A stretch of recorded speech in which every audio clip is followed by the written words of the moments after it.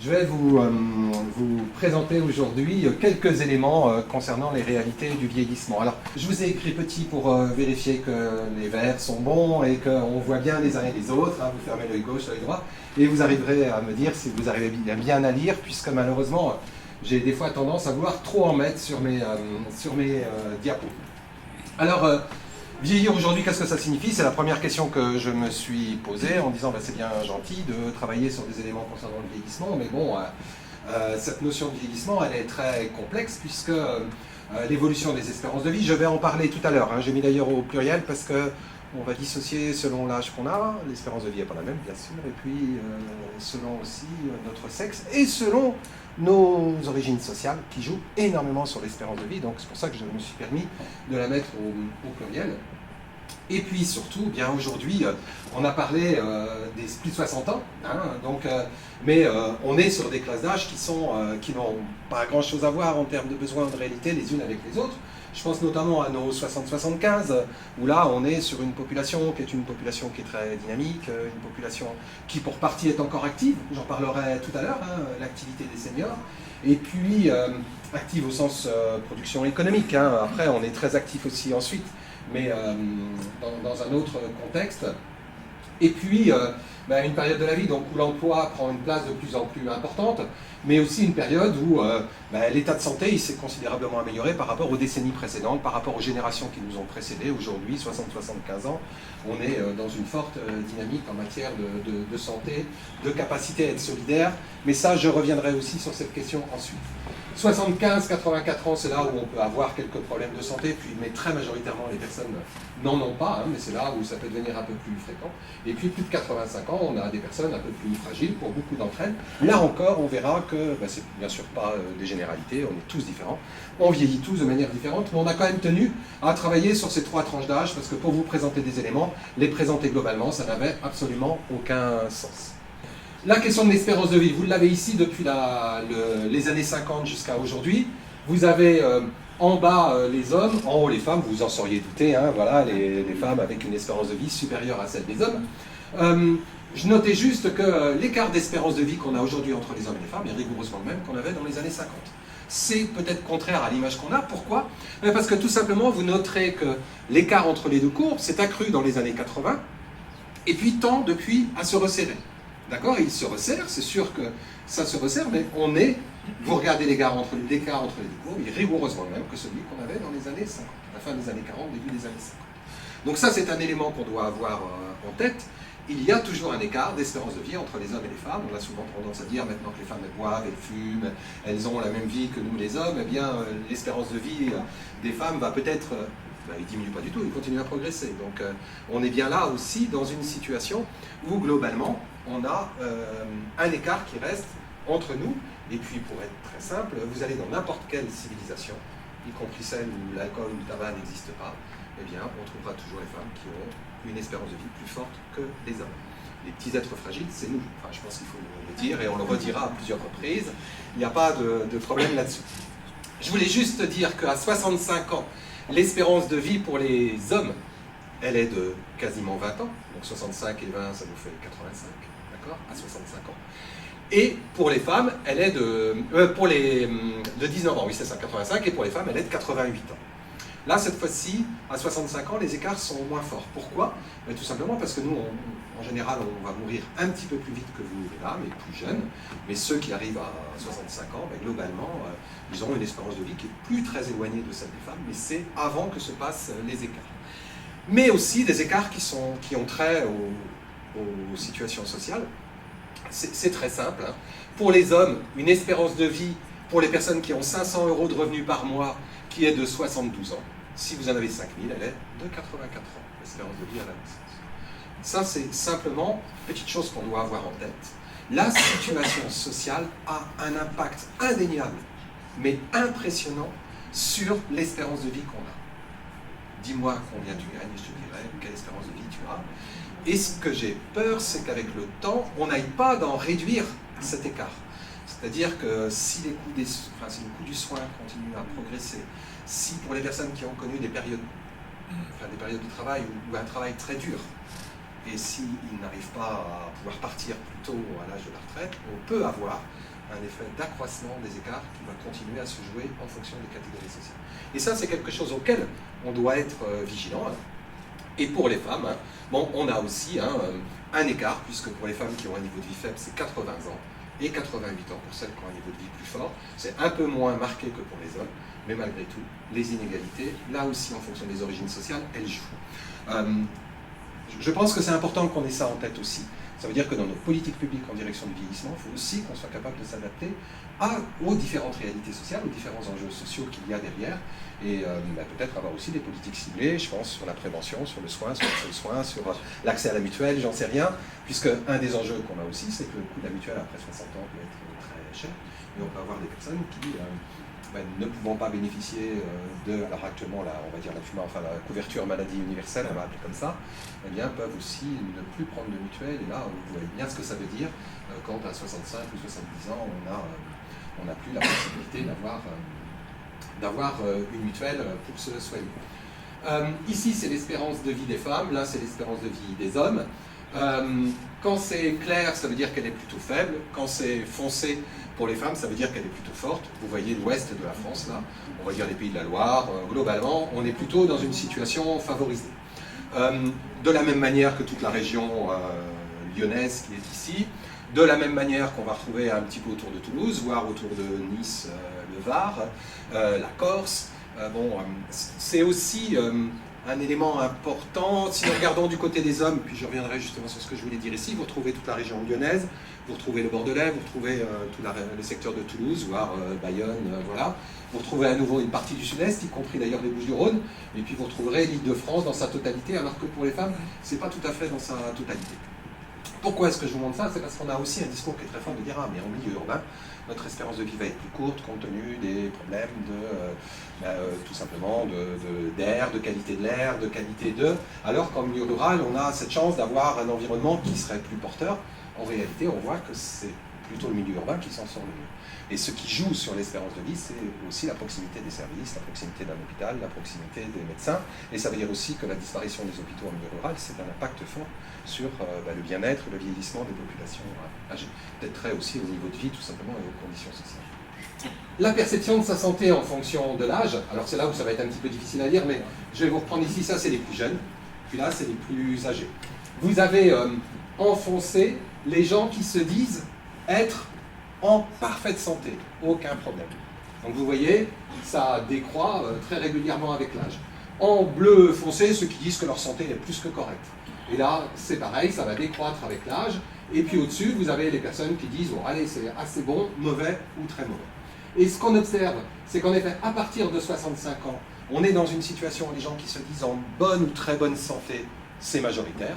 Et après 65 ans, on voit bien qu'on est sur l'équilibre. Et puis quand on arrive à 75 ans, on voit même qu'on est très en dessous, quoi. Très très en dessous pour les gens qui se disent en bonne ou très bonne santé.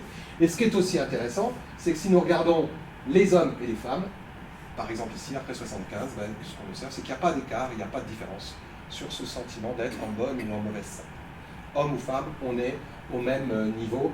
Et puis ici, un petit peu, les femmes se disent un petit peu en meilleure santé que les hommes, après, à partir de 85 ans, mais bon, globalement, les écarts ne sont pas si forts que ceux-là. Ce qu'il faut savoir aussi, c'est que notre espérance de vie sans incapacité, à partir de la naissance, selon les services du ministère des Solidarités et de la Santé, il est de 64 ans pour les femmes et de 63 ans pour les hommes. On voit que sur l'espérance de vie sans incapacité, alors sans incapacité, ça veut dire on se sent en très bonne ou très très bonne santé. Voilà. Eh bien, il est globalement le même pour les hommes ou pour les femmes. Il y a très peu d'écart. C'est ce que je vous disais tout à l'heure. On vit plus longtemps quand on est une femme, mais la situation de santé, elle n'est pas forcément plus difficile pour l'un que pour l'autre. Alors, la situation actuelle du vieillissement, vous avez ici la pyramide des âges de Saint-Herblain. Alors, une pyramide qui n'est pas vraiment une pyramide, si vous regardez bien, ça ne ressemble pas à une pyramide. Hein. Vous avez un bloc, et puis vous avez bien un aspect pyramidal sur la partie supérieure. Alors, je vous ai caché les hommes et les femmes. Où sont les femmes et où sont les hommes? Eh bien, c'est pas compliqué, vous allez tout en haut de la pyramide et vous regardez, vous avez plus de monde. Hein, et donc si vous vous mettez tout en haut de la pyramide, vous voyez bien que c'est de ce côté-là qu'on a du monde, et puis là, on a beaucoup moins de personnes. Donc nous, les hommes, nous sommes là, et vous, mesdames, vous êtes ici, tout simplement, puisque ça revient sur nos espérances de vie telles qu'on les a. Vous les avez maintenant, hommes et femmes. Ce qu'on vous a mis ici, c'est, alors d'abord, ce qu'on peut observer, c'est que sur la tranche de 70-74 ans, vous voyez, elle est beaucoup plus élargie que ce qu'il y a au-dessus. Donc ça veut dire quoi? Ça veut tout simplement dire que dans les décennies qui viennent, cette tranche, elle va, comme chacun d'entre nous, chaque année on prend une année de plus, on va vieillir et donc il y aura de plus en plus de personnes âgées sur la commune de Saint-Herblain. On vous a mis ici avec des jeux de couleurs, et là le jeu de couleurs bleu, ce sont les couples sans enfants. Ce qu'on observe, c'est que les couples sans enfants, ce ne sont pas des jeunes couples, mais ce sont plutôt des couples âgés. Mais ça, vous le saviez bien. Donc quand je dis couple âgé, c'est des couples dont les enfants sont partis, tout simplement. Donc on a été couple avec enfants, on l'est sans enfants, et très très majoritairement, ce sont en fin de compte des personnes âgées. Vous noterez, juste pour la blague, les hommes, les femmes, regardez sur les jeunes couples, le nombre de jeunes femmes en couple sans enfants par rapport au nombre de jeunes hommes. Ça peut paraître étonnant, on va dire, tiens, un couple, a priori, voilà, on devrait avoir l'équilibre. Mais non, parce qu'en fin de compte, les femmes, elles vont chercher des hommes plus âgés. Regardez en diagonale, d'accord? Donc si vous regardez en diagonale, ça marche partout. Et y compris sur la partie supérieure, où vous retrouvez les déséquilibres, il faut regarder en diagonale. Ça, c'est de l'intergénérationnel. Un homme va chercher une femme plus jeune, ou une femme va chercher un homme plus âgé qu'elle. Bref. Alors, paraît-il que nous, on est moins matures. Enfin, c'est ce qu'elles nous disent, mais je ne sais pas si c'est vrai. C'est-à-dire que pour trouver quelqu'un à peu près, voilà, il faut prendre... bon. Donc ça a marché, toute génération confondue. Bon, il y a juste au sommet de l'État où ça marche assez. Bon, après, vous avez les familles monoparentales, et sur les familles monoparentales, vous voyez ici, on voit plus de femmes, bien sûr, que d'hommes, et surtout en haut, vous voyez aussi quelques familles monoparentales. Alors, bien sûr, ce n'est pas des enfants de 5 ans avec des mamans de 85, c'est plutôt rare, mais en fin de compte, c'est plutôt des mamans qui ont 85 ans avec des garçons qui en ont 60 ou 65, parce que nous, alors on meurt plus vite, on est moins mature, et en plus on reste très longtemps chez maman. Donc là, vous retrouverez des garçons ici en famille monoparentale avec leur maman. Puis ici, vous avez donc les couples avec enfants, que vous retrouverez aussi un petit peu partout jusqu'en haut, mais là c'est pareil avec des grands enfants.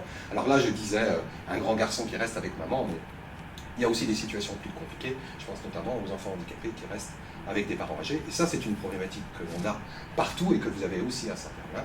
C'est quelle prise en charge, quel accompagnement pour des parents qui récupèrent leur enfant à 60 ou 61 ans, qui n'est plus accepté dans les lieux de vie pour personnes handicapées, qui a du mal à trouver une place dans un établissement pour personnes âgées, et dont les parents qui peuvent avoir 80-85 ans se retrouvent d'un seul coup avec un enfant handicapé. Enfin, j'imagine que c'est des réalités que vous connaissez ou que vous avez pu croiser. Et puis enfin, en bleu, vous allez retrouver les personnes seules. Donc, pour les hommes, c'est plutôt des hommes d'âge mûr. Pour les femmes, c'est plutôt des femmes âgées. Alors, c'est le problème de remettre après faire des couples, c'est plus compliqué. Mais bon, sinon, vous avez donc deux blocs. Et si je parle de personnes seules, en population âgée, c'est quasiment que des femmes. On doit dire seules, avec 2 E quasiment, puisque la population isolée dans le logement, c'est principalement une population féminine. On vous a fait ici une petite typologie qui a été faite par le CGET, le Commissariat Général à l'Égalité des Territoires, qui d'ailleurs n'existe plus aujourd'hui, mais qui existait quand ça a été fait, et donc qui nous montre 4 groupes de territoires, enfin même plus que ça, puisqu'il y en a qui ne sont pas représentés ici. Ici, vous avez l'évolution, là, donc l'évolution prévisible, et puis ici, vous avez actuellement le fait qu'on ait beaucoup ou pas beaucoup de personnes âgées. Donc par exemple, quand je suis sur des zones rouges, ce qu'on va retrouver sur le nord de la France, c'est des territoires qui sont plutôt jeunes, mais qui a priori devraient rester jeunes dans les décennies qui viennent. D'accord ? Si nous prenons la zone verte, que vous allez retrouver ici représentée par exemple dans le centre de la France, là c'est une population âgée actuellement, mais il n'y aura pas vraiment d'évolution du besoin sur le territoire. Quand on est sur la zone qui est jaune ici, c'est des territoires qui vont cumuler 2 problématiques particulières, celle d'avoir beaucoup de personnes âgées aujourd'hui, et surtout d'avoir une évolution qui va être très très forte dans la décennie qui vient, et donc ça, ou dans les décennies qui viennent, et là on va trouver notamment le littoral, puis vous retrouverez aussi cette situation sur les pourtours méditerranéens, et puis enfin la situation qui est celle de Nantes Métropole, où en fin de compte on a une évolution de la population âgée de plus de 65 ans qui est plutôt forte à venir, et pour l'instant on a une part de la population âgée qui est plutôt faible, d'accord ? Mais une situation de vieillissement de la population à venir, d'où l'enjeu du réseau Ville-Amis des aînés ici, c'est que non seulement on travaille pour aujourd'hui, mais on travaille aussi pour demain, bien sûr, pour les populations de demain. Et donc sur Saint-Herblain, eh bien sur Saint-Herblain, je vous ai mis ici l'évolution qu'on a par exemple des 60-74 ans sur Saint-Herblain, des 75-85 et puis des 85 et plus, donc sur toute la population de plus de 60 ans, ben vous voyez que globalement, on est aujourd'hui, au niveau national, on est au-dessus de la situation de notre métropole. Hein, on a une population, actuellement, là, ici, c'est la zone entourée, une population âgée qui est plus forte que celle de notre métropole. Alors, pourquoi cela? Ben, c'est essentiellement parce qu'on a beaucoup construit dans les années 60 sur le territoire de Saint-Herblain, et qu'en fin de compte, ben, les personnes arrivées dans les années 60, vous faites le calcul, ben, forcément, comme tout le monde, on vieillit, quoi. Voilà. Et dans d'autres territoires, on a construit un petit peu en décalé. Donc, le vieillissement arrivera en décalé sur les autres territoires. Et puis, on vous a mis ici l'évolution de la population dans les décennies qui viennent, enfin, dans la décennie qui vient, jusqu'à 2029. Donc, si nous sommes aujourd'hui ici, ce qu'on observe, c'est qu'on va avoir un accroissement, hein, jusqu'en 2030, un accroissement de la population, qui ne sera pas tant des 60-75 ans, mais qui sera des générations au-dessus, des 75-85 ou des 85 et plus. Et c'est sur cette population qu'il va y avoir un accroissement des besoins dans la décennie qui vient. Et donc c'est ce que je mettais ici, hein, ce sont désormais les 75 ans et plus qui vont expliquer l'augmentation de la population âgée sur le territoire. Bon, ici c'est la représentation, alors ça va être un peu compliqué à se voir. Vous avez ici le trait rouge qui est le trait de la séparation entre Nantes et Saint-Herblain, et à chaque fois qu'on a des carreaux au clair, on est dans une situation où il n'y a pas beaucoup de personnes très âgées. À chaque fois qu'on est sur des carreaux foncés, on va se retrouver avec des populations âgées. Alors, bon, j'avais repéré quelques territoires au Golfe, Route de Vannes, la Bouvardière, le Moulin du Bois, le secteur du Tillec, Rémétry, Village Expo, et puis là, ici, sur le bourg, un petit quartier sur le bourg. Voilà, sur chacun de ces petits carreaux, on peut voir où sont aujourd'hui les populations plus âgées, hein, celles qui ont plus de 80 ans sur le territoire. Hein, voilà. Donc là, on a vraiment cette vision du territoire. Bien sûr, hein, les territoires qu'on a construits il y a peu de temps sont beaucoup moins concernés par ce grand vieillissement que les territoires historiques anciens. Hein, et donc, je pense que là, vous retrouvez les éléments hein, qui sont des territoires qui ont été construits dans les années 60 et sur lesquels on va retrouver hein, ce vieillissement à venir, ou un petit peu après les années 60.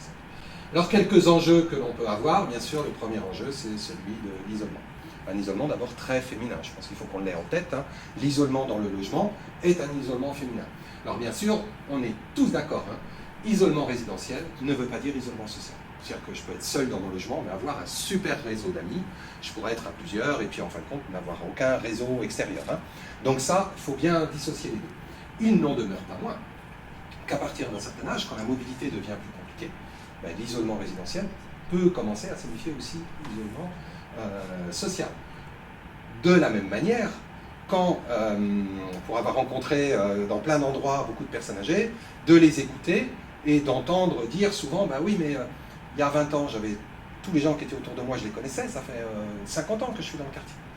Mais aujourd'hui, tout le monde a changé, c'est plus les mêmes voisins, c'est plus... Donc ce qui veut dire que c'est pas parce que je vis ici depuis très longtemps que je n'ai pas de risque d'isolement. Et ça veut dire que l'isolement, il peut être très multiple, bien sûr seul dans le logement, mais aussi d'un seul coup dans un quartier où mes voisins qui avaient le même âge que moi, malheureusement, ils sont partis en établissement, ou ils sont partis, et donc résultat, eh bien, je me retrouve vraiment seul et avec beaucoup moins de réseau.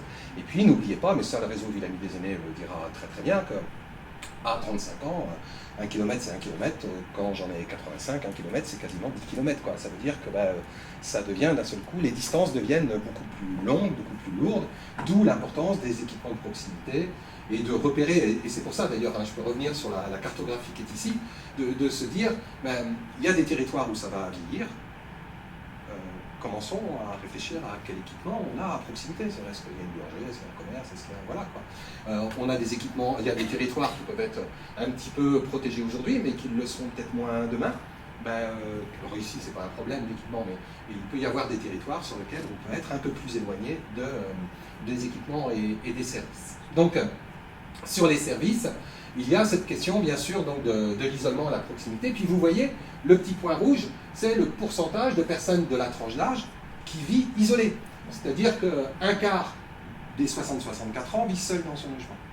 Et puis vous montez, on passe donc à 28, 28, 33, 50. après 80 ans, une personne sur deux vit seule dans son logement. Hein, ça représente à peu près 1000 personnes de plus de 80 ans qui aujourd'hui à Saint-Herblain vivent seules dans leur logement. Je redis, isolement résidentiel ne veut pas dire isolement social. Mais malgré tout, je pense que c'est important de réfléchir à cela. Et puis n'oublions pas que pour un certain nombre de personnes, il y avait une vie de couple, vous l'avez vu tout à l'heure, hein, sur la pyramide des âges, c'est très très important la vie de couple. Et puis d'un seul coup, le conjoint peut avoir un problème de maladie, de difficulté de santé, et puis on se met entièrement au service du conjoint. Et quelque part, on commence à couper tous les ponts, les relations avec les autres, parce qu'on vit à deux autour de la maladie.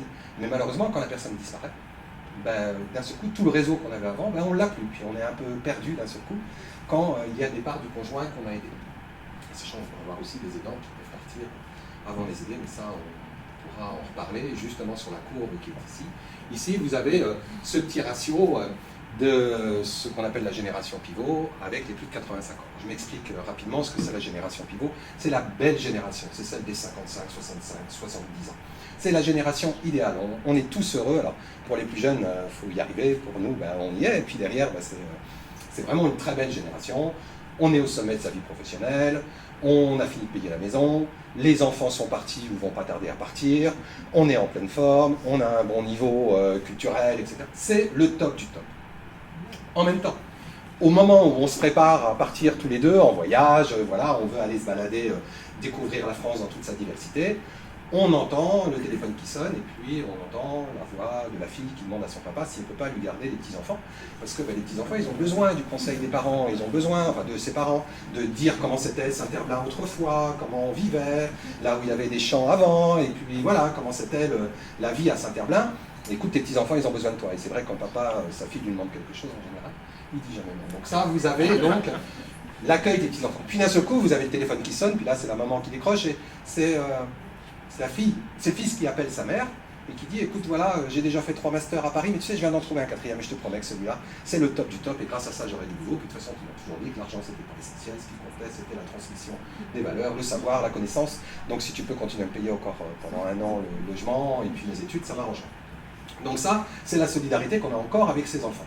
Et puis enfin, quand le téléphone ressonne, et puis là c'est toujours la femme qui décroche, et puis quand on entend la petite voix au bout du fil qui est la voisine de la maman, qui dit de toute façon vous êtes une fille indigne, vous venez jamais la voir, elle est tombée hier soir, si moi j'avais pas été là, qu'est-ce qui se serait passé pour elle, voilà. Donc c'est vraiment la belle génération, vous avez plein de temps, vous pouvez en profiter, vous avez des revenus, etc. Mais en même temps, c'est la génération où vous êtes solidaire avec vos petits-enfants, avec vos enfants, et avec vos parents. Et donc c'est une génération qu'on appelle la génération pivot. C'est le cœur de toutes les solidarités intergénérationnelles. Dans beaucoup de familles, dans la très grande majorité des familles, enfin toutes les solidarités intergénérationnelles vont passer par cette génération pivot. D'accord? Entre les différentes générations. Et donc, ce qu'on observe, c'est qu'actuellement sur Saint-Herblain, on a 5 personnes de cette génération pour une personne de plus de 85 ans. Et puis, vous regardez la ligne rouge. Hop, hop, hop. On descend à moins de 3 en 2030, et puis on descendra autour de 2 quand on sera sur 2040. C'est-à-dire qu'on est dans une société qui déséquilibre complètement, parce qu'on vit de plus en plus longtemps, tout simplement, hein, ces solidarités intergénérationnelles. Et notamment cette relation de génération pivot, qui en plus devient de plus en plus complexe, puisque vous avez bien vu, j'ai mis les 55, 65, 70, mais mes 55, 65, avant, qu'est-ce qui se passait? Tout simplement, on ne bossait pas, donc on s'occupait de nos parents âgés. On était en retraite à 60 ans. Oui, mais si on est en retraite à 65, c'est plus nous qui allons nous occuper de nos parents âgés, inévitablement. Je ne peux pas à la fois travailler de 8h du matin jusqu'à 20h ou 18h, et puis en même temps être là pour aider au lever, aider au coucher, ou je sais pas, ou faire le repas, ou aller faire les courses en parallèle. C'est très difficile. N'oublions pas que l'allongement de l'âge de retraite, je dis ça comme ça pour les élus qui sont ici, mais c'est ni plus ni moins qu'un transfert de financement des collectivités locales qui prennent en charge des personnes âgées isolées ou en difficulté vers la Sécu, tout simplement, quoi, pour équilibrer les comptes de la Sécu. On fait travailler un peu plus les seniors, mais ces seniors qui travaillaient avant en solidarité intergénérationnelle, ils ne travaillent plus, donc résultat, il va falloir compenser le fait qu'ils ne travaillent plus par du maintien à domicile, par de l'accompagnement, Et ce phénomène, il est aussi à prendre en compte sur ce qui se passe pour les collectivités, c'est-à-dire que l'augmentation du nombre de personnes de grand âge, inévitablement, c'est aussi une superbe opportunité, mais une difficulté dans ces solidarités intergénérationnelles, compte tenu de l'évolution de l'environnement. Donc, voilà, juste pour dire, j'avais noté ça comme ça, un réservoir de solidarité familiale qui ne pourra plus apporter le même niveau de réponse, même s'il demeure la forme principale de solidarité à privilégier. Je pense qu'on est tous d'accord avec ça, hein, la solidarité du cœur. C'est certainement la meilleure de toutes les solidarités qu'on puisse imaginer. Alors sachant bien sûr, quand on parle d'aidants aidés, il ne faut pas oublier qu'à peu près un quart des aidants, ce sont des conjoints. Et cette fois-ci, il n'y a plus de problème de génération et d'argent. Ce sont des conjoints. Les niveaux de vie. Donc ici, on vous a mis en grisé, là, le niveau de vie qu'on avait sur Saint-Herblain pour les 60-74 ans. Hein. Donc la moitié des Herbinois vit avec moins de 1 900 € par mois, entre 60 et 74 ans. Et l'autre moitié a plus de 1 900 € par mois. C'est un équivalent personne seule. Si c'est un couple, on est à 2 860 €. Donc la moitié des Herbinois de 60 à 75 ans ont moins de 2 800 €, l'autre moitié en a plus. Ou si on est tout seul, c'est moins de 1 900 € et l'autre moitié qui en a plus. Le niveau de vie national, il est autour de 1 700 €. Donc c'est pour dire que mes sexagénaires ont 200 € de niveau de vie de plus que les autres générations au niveau national. Les 75 ans et plus, c'est 1825, donc c'est un petit peu moins que mes 60-75 ans. Alors pourquoi est-ce que c'est moins?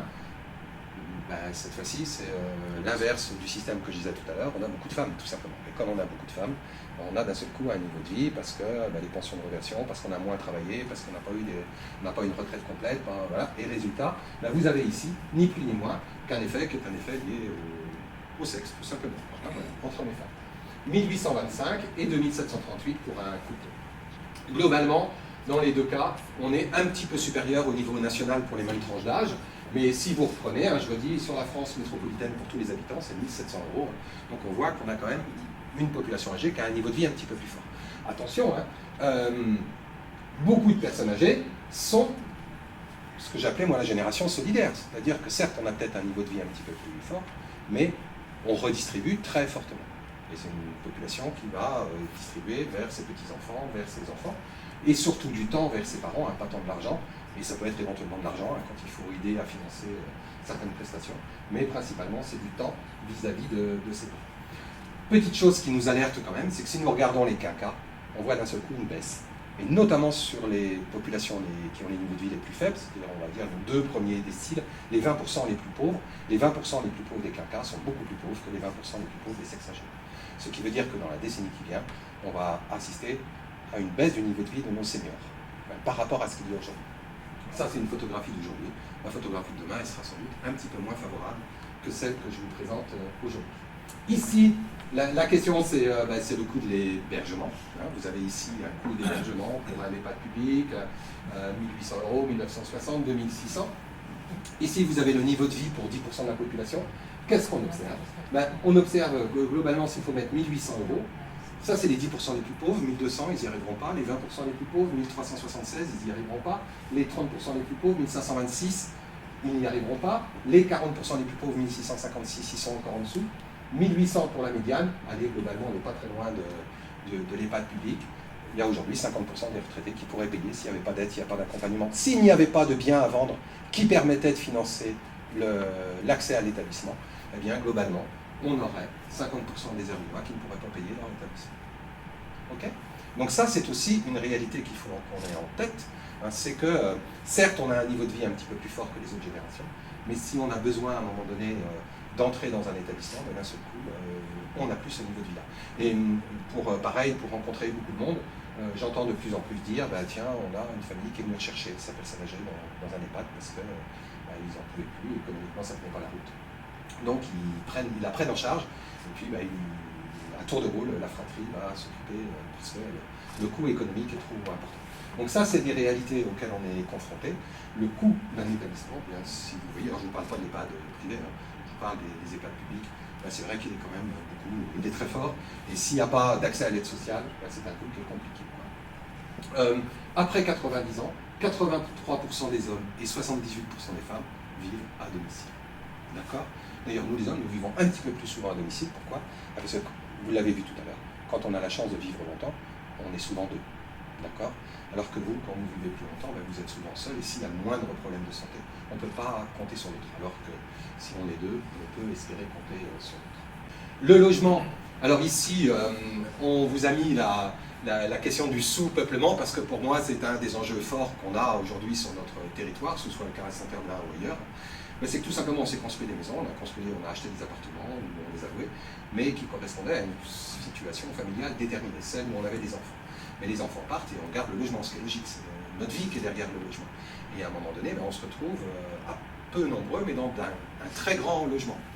Et donc, quand on analyse ce qu'on appellera la sous-occupation ou le surpeuplement, mais le surpeuplement, on a 970 ménages à Saint-Herblain, excusez-moi, qui ont une situation de surpeuplement dans le logement, c'est-à-dire qu'il manque des pièces par rapport au nombre de personnes.